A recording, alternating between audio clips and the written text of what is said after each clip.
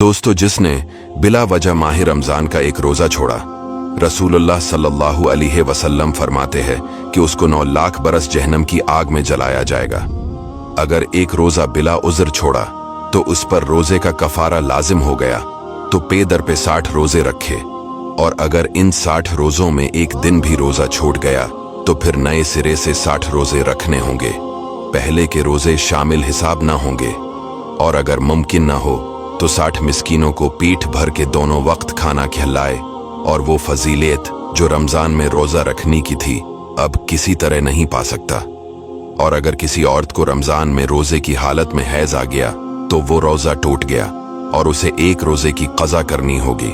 और हमारे हुजूर सल्लल्लाहु अलैहि वसल्लम फरमाते हैं, जिसने अल्लाह की राह में एक दिन का रोजा रखा, अल्लाह इसके चेहरे को जहन्नम से 70 साल की मसाफत दौर करेगा। और एक रिवायत में है, जिसने माह रमजान में एक दिन का रोजा रखा, अल्लाह उसे जहन्नम से इतना दूर कर देगा जितना कि एक कौवा अपने बचपन से उड़ना शुरू करे, यहाँ तक कि बूढ़ा होकर मर जाए। और हर शे के लिए ज़कात है, और जिस्म की ज़कात रोजा है, और रोजा आधा सब्र है।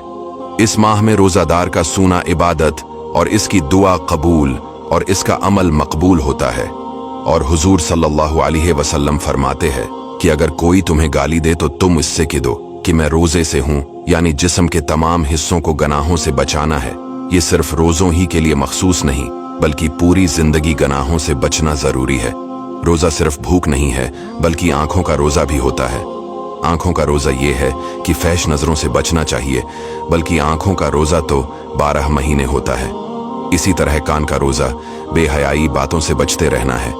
फैश, गाली गलूच, झूठ, गैबत, चगली, इन सब बातों से बचना है। इन सब चीजों से रोजा मकरूह हो जाता है। दोस्तों, वीडियो को शेयर जरूर कीजिएगा।